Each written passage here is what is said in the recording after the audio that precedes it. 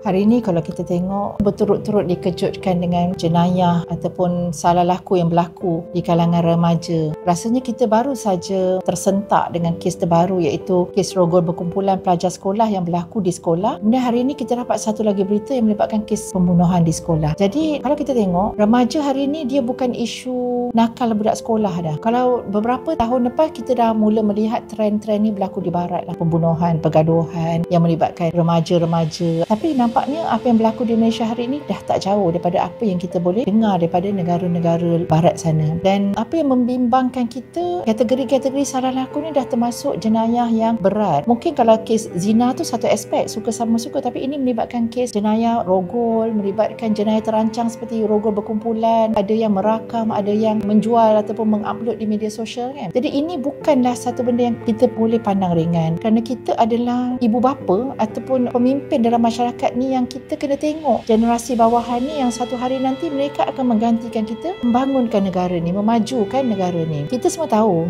bila kanak-kanak ni yang di bawah umur 18 tahun ni melakukan kesalahan, ni dia tertakluk di bawah Akta Kanak-kanak. Sedangkan kesalahan yang mereka lakukan ini adalah kesalahan-kesalahan yang di bawah kanun keseksaan seperti rogol, membunuh dan sebagainya kan. Dia kalau kita lihat pada kanun keseksaan sendiri ada klausa yang mengatakan siapa yang bawah umur 10 tahun yang melakukan kesalahan dia dikira tidak dipertanggungjawabkan. Dia bukan macam tu lah. Mungkin ayat legal itu mungkin beza sikit, tapi yang saya fahamkan maksud dia macam tu. Dan bagi siapa pesalah yang di antara umur 10 hingga 12 tahun dia melakukan kesalahan, benda ni kena dalam pertimbangan pihak mahkamah, sama ada dia memahami tindakan dia tu, sama ada dia sedar tindakan dia tu, dan sama ada dia tahu implikasi dan sebagainya, barulah dia boleh dikategorikan sebagai kesalahan. Bawah umur 18 tahun, di atas umur 12 tahun tapi di bawah umur 18 tahun melakukan kesalahan, automatik dia akan dibicarakan di bawah Court of Children, mahkamah kanak-kanak. Mana mahkamah kanak-kanak ni mungkin memperuntukkan hukuman yang lebih ringan ataupun dalam bentuk berbeza, mengambil kira mereka mungkin tidak cukup matang ataupun tidak cukup memahami tindakan mereka, dan juga hukuman untuk mereka ni adalah diambil kira untuk rehabilitasi pemulihan.